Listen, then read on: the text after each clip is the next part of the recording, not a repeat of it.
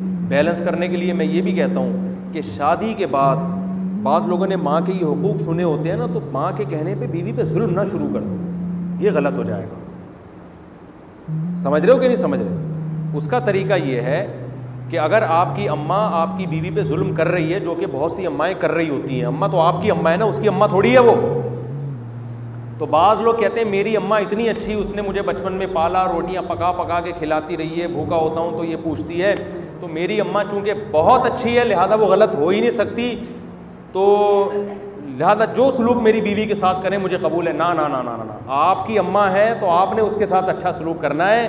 अपनी बीवी के साथ ये देखना है कि अम्मा ठीक कर रही है कि गलत कर रही है। गलत कर रही है तो अम्मा को मलामत नहीं करनी है, बदतमीज़ी नहीं करनी, क्योंकि आपके एहसान, आप पर बहुत एहसान आता है ना।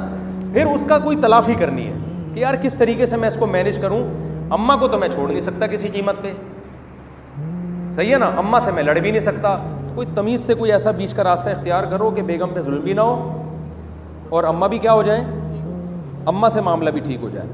तो या तो मोहब्बत से समझाने की कोशिश करो, जो कि कभी भी कामयाब नहीं होगी, उसमें सवाल ही पैदा नहीं होता। अम्मा को समझाओ और अम्मा बहू के मामले में अम्मा की समझ में बात आ जाए, ये नहीं होता। उसका तरीका यही है, अलग रखो यार। इस ज़माने में क्या करो ताकि ये टेंशन ही ना हो। बहुत बड़े मसाइल हैं आजकल साथ रखने में।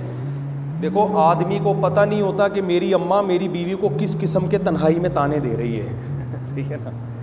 हर आदमी के दिल में अपनी माँ से अकीदत होती है और होनी भी चाहिए।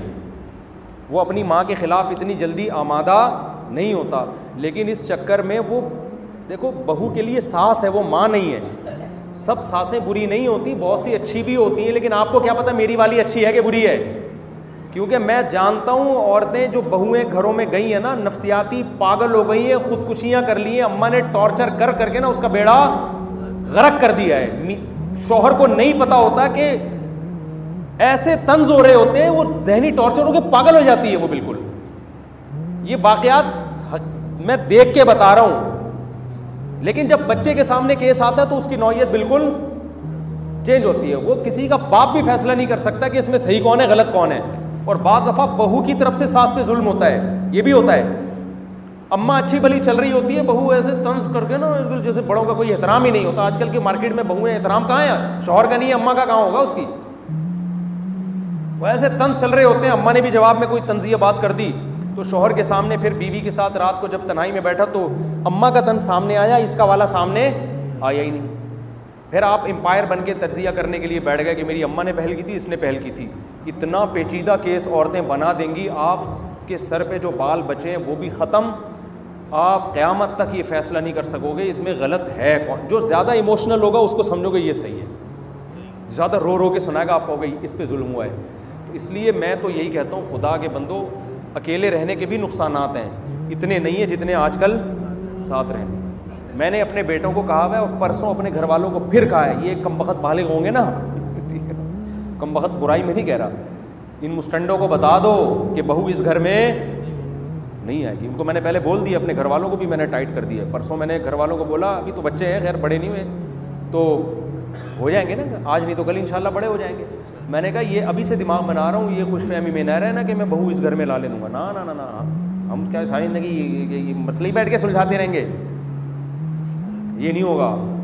बहू, ये बेटे जब बाले होंगे ये मेरे बयान सुनेंगे, अभी से ही सुन रहे हैं, कहेंगे अब्बा आपने इतनी शादियाँ की और आप जल्दी शादी की तरगीब देते हो, तो मेरा बेटा कहेगा सबसे ज़्यादा मैं आपकी इस तरगीब से मुतासिर हुआ हूँ। मुझे पता है वो कल कहने वाला है। तो मैं कहूँगा बेटा पूरा बयान आपने नहीं सुना, पूरा ये है कि अपने खर्चे पे,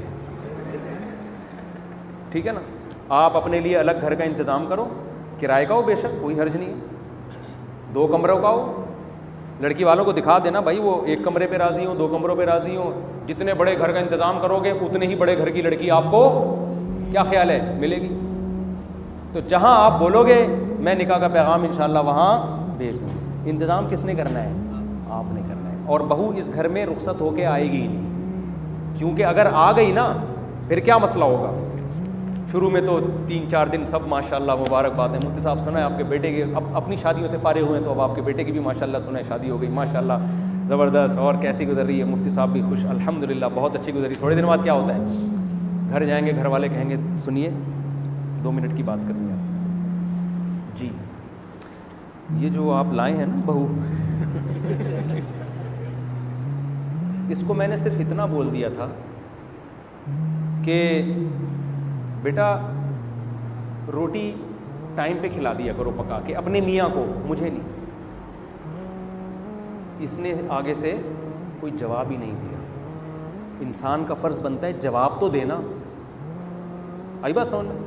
और अगर उसने जवाब दे दिया तो इसने आगे से फ़ौरन मुझे जवाब दे दिया, ये नहीं कि सुन ले। तो इसलिए मैं कहती थी कि मैं मना कर रही थी कि यहाँ शादी नहीं करनी, और अगर उनके मशवरे पे की, मुझसे बहुत बड़ी गलती हुई है। मुझे तो वो फ़लानी भी कह रही थी यहाँ नहीं करनी, फ़लानी भी कह रही थी, ये हर घर में ये नेचुरल है, समझ रहे हो। इसका ताल्लुक़ इससे नहीं है कि आपकी बीवी आलिमा है या दीनदार है या लिबरल है। ओ भाई जो भी है, ये खुदा के लिए अपनी ज़िंदगी को आखिरत के लिए खर्च करो। इन झगड़ों में अपनी ज़िंदगी को बर्बाद, झगड़े फिर भी होते हैं लेकिन कम तो करो ना इन झगड़ों को। आप बैल मुझे मार वाला मामला क्यों कर रहे हो? बहू अपने घर में लाने का मतलब क्या है? अपने घर में 2 सींगों वाला आप भैंसा ले आए, भैंसे के इतने सींग होते नहीं है, फर्ज करने में क्या जा रहा है? तो वो टकरे आपको, आपके तो फड्डे जो है ना, इस उम्र तक जब बच्चों की शादी होती है, मियाँ बीवी के झगड़े अक्सर ख़त्म हो चुके होते हैं, लड़ के वो ठंडे हो चुके होते हैं। अब बहू घर में ले आए तो इसका मतलब दोबारा से फाइटिंग का आगाज़, दोबारा से यार आप ये इन्हीं कामों के लिए रह गए हो। तो बच्चों को बोलो भाई इधर नहीं आए, ये नहीं, हल नहीं हो सकता। फिर बहुएं भी पूरी सही थोड़ी होती हैं, आप उसको समझाओगे वो और उल्टे तरफ चलेगी, वो उसका मतलब कुछ और लेगी, उसका मतलब सीधा कौन होता है यार इस ज़माने में? तबलीग वाले सीधा करने की कोशिश में लगे हुए, उनसे बंदे सीधे नहीं हो रहे। तो ये 4-4 महीने में जाके भी दोबारा सुट्टा शुरू कर देता है। मैंने देखा है बहुत से चर्सी गए, ठीक हो के आए, फिर 4 महीने बाद फिर शुरू कर दिया उन्होंने। तो कौन सीधा कर सकता है किसी को? मियाँ बीवी का रिश्ता तो इसी पे चल रहा है, दोनों को एक दूसरे की ज़रूरत है, एक दूसरे की खामियाँ क्या कर रहे हैं? बर्दाश्त।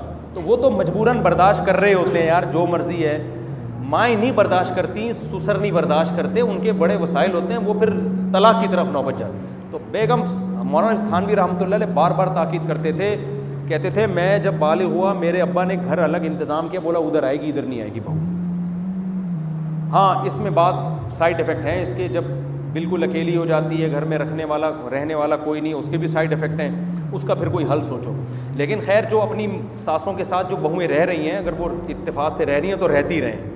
जो साथ रहने के फ़ायदे हैं वो अलग रहने के नहीं। अगर नहीं हो रही लड़ाई तो फिर उसको थोड़ी बहुत हो रही है, बर्दाश्त में आ रही है, तो चलाते रहें उसको, अलग बिला वजह ना हो। लेकिन आम तौर पर ऐसा होता नहीं है, लड़कियां दिमागी तवाज़ुन खो बैठती हैं यार। मौलाना थानवी रहमतुल्लाह अलैह फरमाया करते थे, बीवी गलत हो ना, वो सास पे जुल्म कर रही है तो भी उसको अलग करो, सास बहू पे जुल्म कर रही है तो भी बीवी को अलग करो। ये ना देखो कि इसमें गलती किसकी है। भाई ये घर बसाओ ना पहले तो, गलती जिसकी भी हो, इतनी बड़ी गलती नहीं है कि तलाक दिलवा दें या ज़बरदस्ती रख के उसको दिमाग उसका पागल करा दें। आजकल बर्दाश्त नहीं है, पहले ज़माने में बहू में बर्दाश्त होती थी, सासें सिगरेट से जलाती भी थी ना तो बर्दाश्त हो जाता था। आजकल डिप्रेशन के मरीज़ बन जाते हैं 2 मिनट में। खुराकें फार्मी मुर्गी जो अपने पाँव पे नहीं खड़ी हो सकती, वो खा खा के क्या आदमी डिप्रेशन का मुकाबला करेगा? कुछ ना देसी घी खा रहा है, ना खुराकें हैं, ना नींद है, ना फिर दुनिया की टेंशन है, आखिरत की फ़िक्र ही नहीं है, दुनिया को मुसल्लत किया हुआ है। तो ज़रा सी बात पे इंसान डिप्रेशन में जाता है। सबसे पहले हमने अपने दिमाग की हिफाजत करनी है, अपने आप को डिप्रेशन से निकालना है, हंसी खुशी ज़िंदगी गुजारने की कोशिश करनी है। फिर अल्लाह की तरफ से टेंशन आए तो वो तो उस पर सवाब मिलता है। बहू घर में ला के रख ली, ये अल्लाह की तरफ से टेंशन नहीं है, ये किसकी तरफ से है? ये टेंशन आपने खुद पाली। अब ससुर को ये होता है मेरे तो इतने बेटे, तो मेरी तो सारी बहुएं मेरी खिदमत करेंगी, मैं तो बेटियों की तरफ समझता था, और ये क्या अलग अलग रहेंगे, तो बेटा भी गया हाथ से और बेटी भी गई हाथ से। यार कोई बात नहीं यार, जिस बेटे में गैरत होगी वो अलग रह के भी तुमसे रोज़ मिलेगा, तुम्हें रोज़ पूछेगा। गैरत नहीं तो भाड़ में जाए, जो मर्ज़ी करे जाके। बाप को अपने आप को बाप ही समझना चाहिए। जो बेटा मोहब्बत दे उसको डबल मोहब्बत दो, जो नहीं दे तो बोले बाप मैं हूँ, बाप तू नहीं। समझते हो ना, इज़्ज़त के साथ तमीज़ के साथ मिलेगा तो हम मोस्ट वेलकम, नहीं मिलता तो जा बेगम के बगल में जाके बैठे वहाँ जाके, ठीक है ना, हमसे रब्ता नहीं करना। इस तरह इज़्ज़त के साथ इस्तिग़ना के साथ रहने में फ़ायदा ज़्यादा है। और इसमें इतने बच्चे पैदा कर लो, अपने बेटे इतने हो जाएं कि कितने ख़राब निकलेंगे, 2-4 तो काम के निकल आएंगे ना, 2-4 होंगे जो दूर रहकर भी आपके घर में रहेंगे, आपकी खिदमत करेंगे बहुत ज़्यादा। तो खुदा के लिए ये टेंशन है आप घर में मत पालें। बहू एक टेंशन है ठीक है ना, और सास भी एक टेंशन है। सब अलग अलग हो तो हंसी खुशी मिलो। देखो मेरे ससुराल सब दूर दूर रहते हैं, बाद ससुरालों ने मुझे कहा हमारे करीब आके रहे। मैंने कहा देखो आप लोग बहुत प्यारे हैं, बहुत अच्छे हैं, लेकिन ससुराल दूर ही होना चाहिए। हफ्ते में एक दफ़ा जाओ, सास ससुर से सालों से मिलो, वापस इधर हो गया ऊपर ससुराल है, नीचे ज़रा सा फटा हुआ आवाज़ कहाँ जाएगी, ऊपर जाएगी, सास आ जाएगी क्या हो रहा है। अब उधर जो कुछ हो रहा था वो ख़त्म हो गया, यहाँ शुरू हो जाएगा आपका एक नई जंग का आगाज़ शुरू हो जाएगा, वो एक तमाशा बन जाएगा। तो मियाँ बीवी भी एक दूसरे के लिए टेंशन है, लेकिन उनके एक दूसरे से ज़रूरतें इतनी वाबस्ता होती हैं कि वो दोनों एक दूसरे को टेंशन समझने के बावजूद बर्दाश्त कर रहे होते हैं। मियाँ को पता है यार टेंशन है, लेकिन छोड़ दूंगा तो कहाँ जाऊँगा मैं, ठीक है ना, ज़िना करूँगा क्या मैं, बच्चे कौन पालेगा। औरत को भी पता होता है मखनचू से मेरी शादी हो गई, गलत इस्तिखारा निकला है मेरा, बिल्कुल गलत हो गया, लेकिन अब तलाक लेके मैं कहाँ जाऊँगी, गैस बिजली का बिल तो कम वक्त दे रहा है ना। तो मियाँ बीवी बहुत कुछ उल्टा सीधा एक दूसरे का बर्दाश्त करते हैं, लेकिन रिश्तेदार बर्दाश्त नहीं करते। तो रिश्तेदारों से दूर रहो। अब मैं डांटने पर आ जाऊंगा अगर बात समझ में नहीं आई। दूर रहो रिश्तेदारों से, अपने घरेलू हालात ना चाचे मामे को बताया करो। जब मिलो मामू से चाचू से कि वो पूछें बेगम कैसी चल रही है, बोले अल्हम्दुलिल्लाह बहुत अच्छी है, बेशक घर में मारपीट लगाई हुई एक दूसरे की, नहीं डिस्कस करो। आजकल तोड़ने वाले ज़्यादा हैं, जोड़ने वाले मार्केट में कम है। पहले ज़माने में होते थे ऐसे चाचे मामे के, वो कहते थे बेटा देखो पहले अपना घर बचाओ, बाकी चीज़ें बाद। आजकल मार्केट में इस तरह के अब्बा ही नहीं आ रहे, मामू कहाँ से आएंगे, चाचू कहाँ से आएंगे अपना घर खुद ही बचाना है, सेपरेट रखो, रिश्तेदारों से मिलो। अच्छा ये भी बता दूँ, शादी के बाद भाइयों से भी अलग अलग रहो। भाइयों की मोहब्बत उनकी शादियों के बाद नफ़रतों में बीवियों की वजह से तब्दील हो जाती है। मैंने बड़े एक अच्छे अच्छे भाई देखे यार, एक दूसरे के बगैर खाना नहीं खाते थे, शादियां हुई, उनकी बेगमों ने लड़वा दिया। वो लड़ाई सही भी हो रही होती है, बाज़ दफ़ा औरत सही कर रही होती है, यानी वो सही शिकायत कर रही होती है, उसकी वाली ने मुझे यूँ बोला तो मेरी वाली ने उसको यूँ बोला, उसकी वाली ने यूँ। तो आदमी अपने भाई से बदगुमान होता है, यार कमबख्त तू अपनी बीवी को कंट्रोल क्यों नहीं कर रहा, तू अपनी बीवी को कंट्रोल क्यों नहीं कर रहा यार, वो तो बीवी जो मर्जी करती चले जाए, तू कंट्रोल ही नहीं कर रहा। उसको पता है मैं कंट्रोल करूँगा तो मेरी वाट लग जाएगी, तलाक तक नौबत आएगी, मैं नहीं कर सकता कंट्रोल, भाई मेरी मजबूरी है। अबे तू जोरू का गुलाम बना हुआ है यार, तू तो बड़ी बदमाशी। इससे भाइयों की मोहब्बतें क्या हो जाती हैं, बोलो। हमारे एक जानने वाले थे, उनके यहाँ विरासत तकसीम हुई। तकसीम ऐसी हुई कि सारे भाई एक घर में इकट्ठे रहेंगे, बहनों को पैसा दे के अलग कर देंगे।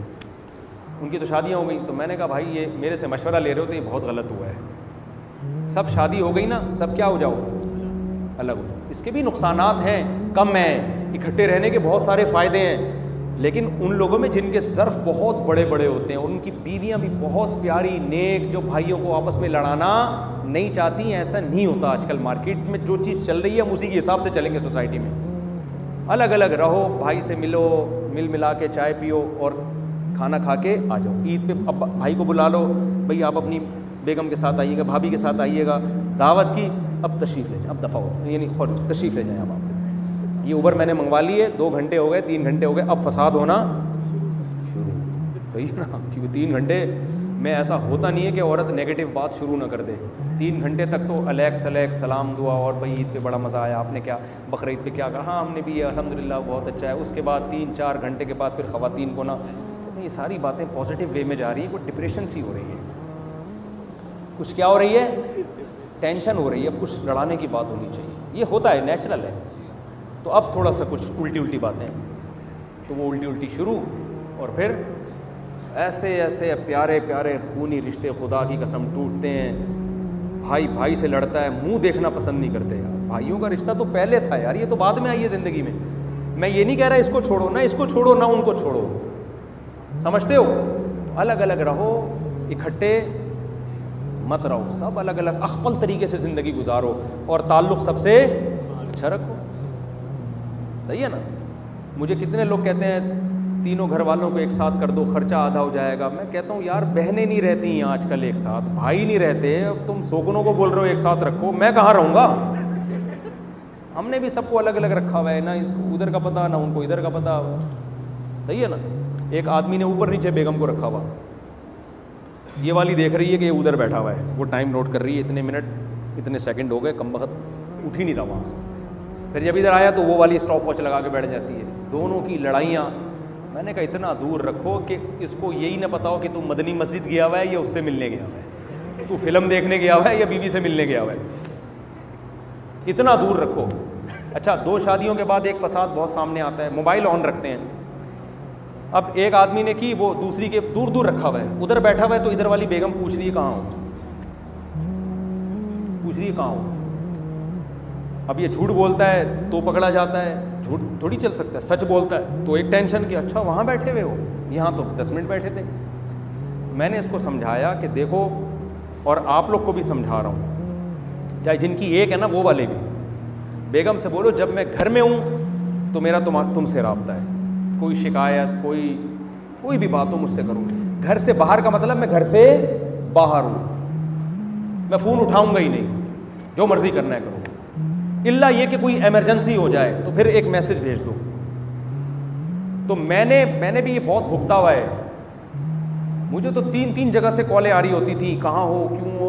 भाई मेरी ज़िंदगी ऐसी टेंशन में आना शुरू हो गई, मैं किसी काम का ही नहीं रहा, मैं वजाहतें ही करता रहूँ। मैं स्टूडियो में बैठा हूँ, मैं दरस कुरान रिकॉर्ड करवा रहा हूँ, अल्लाह की कसम मैं वहाँ नहीं बैठा हुआ, मैं वहाँ नहीं बैठा हुआ। मैं रिश्ता लेने नहीं गया हुआ कहीं, मैं पेशावर गया हूँ, खुदा की कसम बयान के लिए गया हूँ, मैं कोहिस्तान गया हूँ, मैं ज़लज़ला सदगान की मदद के लिए गया हूँ या सैलाब की मदद के लिए। मैं वहाँ जो गया हूँ मैं शादी के लिए नहीं गया। वजाहतें। मैंने कहा ऐसी की तैसी यार, हम कोई इंसानियत है यार, ये मेरी तो ज़िंदगी में तो बाल उड़ जाएंगे मेरे। मैंने एक लॉ बनाया, मैंने कहा घर से बाहर का मतलब मैं घर से बाहर, मैं भले शादी के लिए गया हूँ, किसी के बाप भी मुझसे नहीं पूछ सकता मैं गया कहूँ, ऐसी की तैसी। इससे बड़ा मसला होता है, लेकिन थोड़े दिन के बाद क्या हो जाता है, सुकून आ जाता है इंसान की तबीयत में, समझते हो। तो एक बंदे ने की 2, उसका भी यही मसला, ये तो कोहिस्तान का तो अभी वाक़या हुआ है, ये तो मैंने तो पुराना 6 साल से ये कानून बना दिया, उसके बाद सुकून आ गया। भाई घर से बाहर का मतलब क्या है, घर से बाहर जो शिकायत है, जो बात करनी है घर में आके करो। फ़ोन पे आदमी कभी टेंशन में होता है। बाज़ दफ़ा ये हुआ है कि कोई हादसा हो गया, इंसान टेंशन में है, घर से फ़ोन आ रहे हैं, अब आप नहीं उठाओगे तो घर वाले की उठा क्यों नहीं रही है, फिर आप उठाओगे, कोई गुस्से में उसने कोई बात की। मैंने लोगों को देखा है, अच्छे भले घरों में तलाक़ें हुई हैं टेलीफोन की वजह से। इधर शेरशाह में एक फैक्ट्री थी, उसमें कोई आग लग गई है, कोई मसला ख़राब हो गया, कोई हादसा हुआ था, वो सेठ बहुत टेंशन में था ना।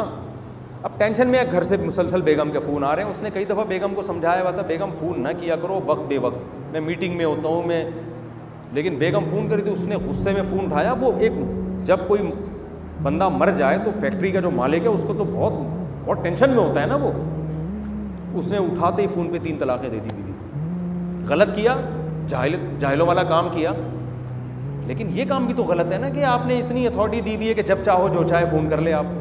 तो हम क्या करते हैं, इसको फ़्लाइट मोड पे लगाया हुआ है, फ़्लाइट मोड पे लगाया हुआ, अभी भी फ़्लाइट मोड हो सकता है, अभी भी आ रहे हो, खाना रखा हुआ है, आपका बयान ही ख़त्म नहीं हो रहा, तो घर जाके डांट खा ले, वो आसान है, समझ रहे हो ना।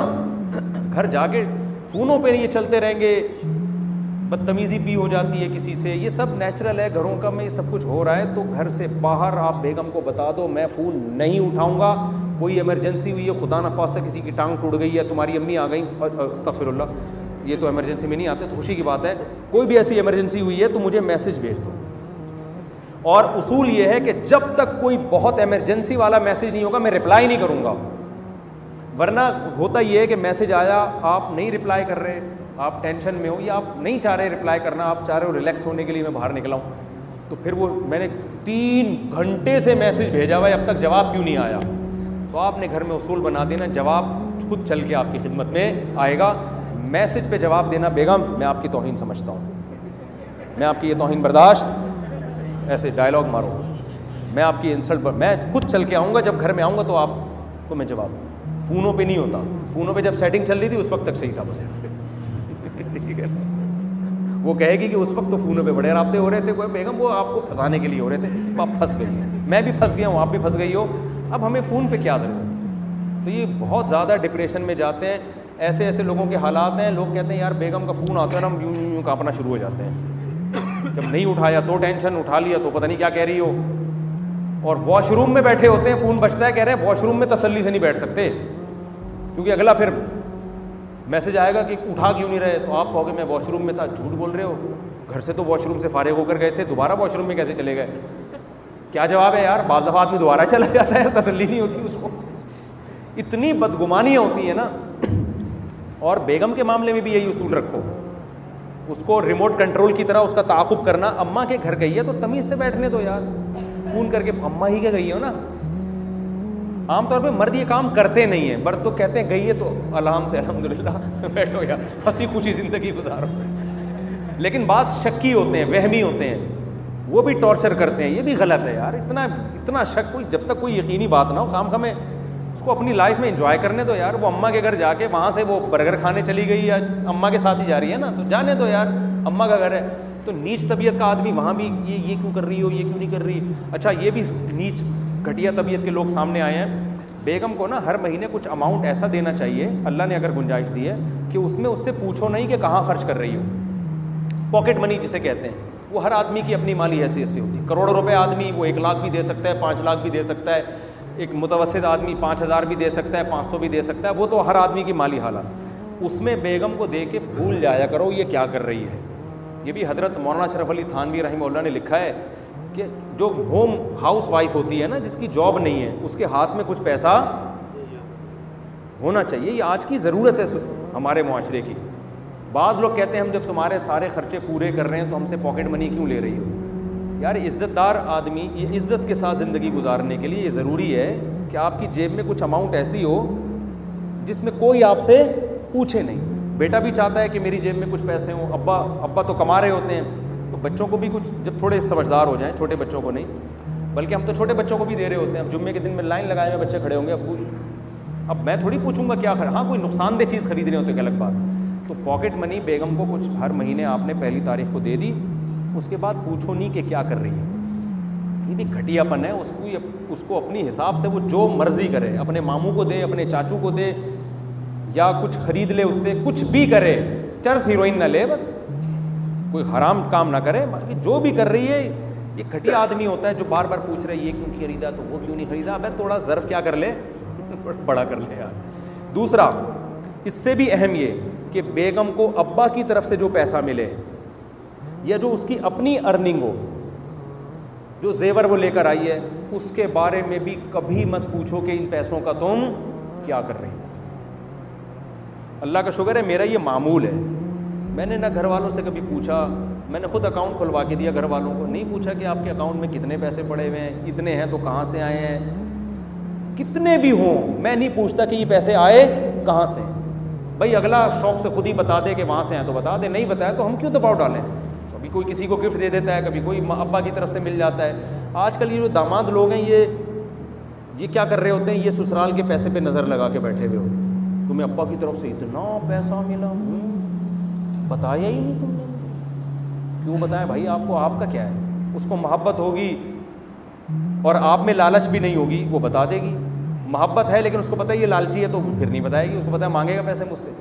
तो जो बेगम को जहाँ से जितना मिल रहा है उसके बारे में आप उससे बिल्कुल भी मत पूछो कि ये कहाँ से ख़रीदा, ये क्यों लिया, वो क्यों नहीं कर दिया। भाई उसका पैसा है, आपने अपनी ज़िम्मेदारी पूरी करनी है। अल्लाह मेरे वालिद को जज़ाए खैर दे। मेरे वालिद साहब से हमने बड़ी चीज़ें सीखी हैं। हमारे वालिद साहब क्या करते थे, हर महीने मुझे जेब खर्ची देते थे, पॉकेट मनी। हम घुन्ने अपनी अम्मा से अलग ले रहे होते थे, अपने भाइयों से अलग ले रहे होते थे। सही है ना। अब्बा को पता चल गया ये अम्मा से भी ले रहा है भाइयों से भी ले रहा है। 2 भाई थे मुझसे बड़े, वो भी अलग से जेब खर्ची देते थे, अम्मा भी देती थी। इधर की उधर नहीं बता रहा था, उधर की इधर नहीं बता रहा था। घुन्ने बन के हम सबको निचोड़ रहे थे। अल्हम्दुलिल्लाह भाई थे हमारे, हर्ज भी नहीं है उसमें, और बड़े इज्जत के साथ उन्होंने रखा हुआ था हमको। अब्बा को पता चल गया कि अम्मा से भी खांचा खोला हुआ है और भाइयों से भी। अब्बा ने जेब खर्ची बंद नहीं की, बल्कि अब्बा ने मुझे कहा भाई तुम्हें अगर कोई देता है तो ठीक है, मैंने तो अपनी जिम्मेदारी बोलो पूरी। तुम मौलवी बन रहे हो, तुम्हारे पास कोई ज़रिया नहीं है कमाने का, तो मैंने क्या करना है, मैं तुम्हें ये जेब खर्ची जब तक ज़िंदा हूँ देता रहूँगा। उसका फ़ायदा ये हुआ, हम बड़े बदमाशों की तरह मदरसे में रहते थे अल्हम्दुलिल्लाह। कभी लस्सी पीने जा रहे हैं, कभी बर्गर खाने जा रहे हैं, और मदरसे में खाने के भी मैं पैसे जमा कराता था। मदरसे में जो हमने खाना खाया तो उसके भी हम, मेरे वालिद साहब कहते थे उसके अलग से पैसे देते थे। तो मेरी वालदा भी स्कूल टीचर थी, प्राइमरी स्कूल की। करीब में ही स्कूल था, घर के लड़कियों का स्कूल था 5वीं तक, उसकी टीचर भी थी। वालिद साहब ने वालदे से भी कभी नहीं पूछा कि आपकी यहाँ से तनख्वाह कितनी आती है, ये तनख्वाह आपने जमा कितनी की, ना ना ना ना, कभी ज़िंदगी में नहीं पूछा। हमने हमेशा वालिद को देखा कि हमारी वालदा को दे रहे हैं, 1 रुपया भी मैंने कभी नहीं देखा कि अब्बा ने कहा हो कि आपकी भी तो वहाँ से तनख्वाह आ रही है और गवर्नमेंट का स्कूल है और अब आप सुपरवाइज़र हैं और रिटायरमेंट पे आपको इतने पैसे मिले हैं, कहाँ गए? हमारे अब्बा को ना ये पता कि हमारी अम्मा को रिटायरमेंट पे कितना पैसा मिला, न ये पता था कि अम्मा की तनख्वाह कितनी है। ऐसा इस्तिग़ना हमने देखा। वो कहते भाई मेरी जो जिम्मेदारी है मैं वो क्या करूँगा, पूरी करूँगा। वो तो टीचर बनने भी नहीं दे रहे थे कि भाई क्यों, लेकिन फिर जब उस वक्त टीचर भी वो इसलिए बनी कि मेरी वालदा एजुकेटेड थी, तो इसलिए बनी कि उस स्कूल करीब में खुला था तो महल्ले के लोगों ने उस वक्त कहा कि भाई यहाँ कोई हमें गर्ल्स का स्कूल खुला है, तो बहुत ज़्यादा इसरार किया हमारी वालदा के बारे में कि इनको अगर हमने टीचिंग पे नहीं रखा तो फिर ऐसा ना हो कि कोई बाहर से कोई लोग आएँ और माहौल ख़राब हो इलाके का, यानी वो ज़्यादा अच्छा टीच ना कर सकें, तो वो उनको भी फोर्स करके वहाँ टीचिंग के लिए रखा गया था। इस पर मजबूरी में वाले साहब आमादा हुए कि चलो जी ज़रूरत है। उसके बाद कभी वाले साहब ने नहीं पूछा। तो हमने भी अब्बा से ये चीज़ सीखी। तो आपसे भी गुजारिश है कि यार बेगम जो जहाँ पैसा आ रहा है मर्द खर्च करता हुआ अच्छा लगता है, बेगम तुम्हारा पैसा है, मुझे इससे कोई गरज। नज़रें टिका के बैठे हुए होते हैं, इससे औरत की नज़र में आदमी की 2 टके की इज्जत नहीं रहती। फिर कहते हैं बेगम मानती नहीं, उसको पता है लालची मखनचू, ठीक है ना। तो छोड़ो यार, जो भी है। समझते हो कि नहीं समझते? अच्छा, इतनी बात है। मामलात में 1 नंबर। घर वाले अगर आपसे कहें कि ये पैसा हमारा कारोबार में लगा दें, फिर हम नींबू नचोड़ है। अगर मेरे घर वाले मुझसे कहते हैं ना कि ये हमारे पास गोल्ड है, ये अब्बा ने दिया, अम्मा ने दिया, ये आपने बना के, मैंने भी तो दिया है ना, महर में तो कुछ ना कुछ देना पड़ता है, तो आप ऐसा करें, ये इन्वेस्ट कर दें, तो मैं फिर तमीज़ से देखो उसूल ये है कि जब मैं बिज़नेस में पैसा लगाऊंगा ना, तो जो प्रॉफिट होगा आधा मेरा आधा फिर ही पकड़ के हम टेंशनें। बोलो क्यों? इसलिए कि टेंशन हम उठाएं, उस बंदे को हम दें कि इसने और हमें सवाब के अलावा कुछ भी नहीं मिल रहा हो, तो सवाब हमें वैसे ही जो हम घर में खर्च कर रहे हैं उस पर अल्हम्दुलिल्लाह मिल रहा है। ठीक है। मामलात क्या होने चाहिए भाई? जैसे हमें आपके पैसों पे लालच नहीं है, तो आपको भी ये नहीं होना चाहिए कि जो है इस्तेमाल तो हम मियाँ को माशाल्लाह भरपूर तरीके से करें, और ये पैसा जब कारोबार में लगाएगा, मेहनत मेरी होगी, कोई मेहनत नहीं हो फिर तो एक अलग बात है। तो इस मेहनत का भाई हमें तो सीधी सी बात है, क्या ख्याल है? तो बेगम तुम्हारा पैसा लगेगा तो जो प्रॉफिट होगा उसमें आधा किसका होगा? आधा या 5% या 10%, वो जो भी आपस में तय हो जाए। इतना नेक मैं नहीं हूँ कि इतना ब्रॉड माइंडेड हो जाऊँ कि जी हम टेंशनें लेते रहें, क्योंकि आगे आपने पैसा लगाया और नुकसान हो गया तो पिटोगे घर में खुद ही। आप तो सवाब के लिए खिदमतें कर रहे थे और जब नुकसान हो गया तो बेड़ा गर्क। तो भाई जब मामलात हैं तो फिर वो तमीज़ से होने चाहिए। अल्लाह ताला आप लोगों को और हम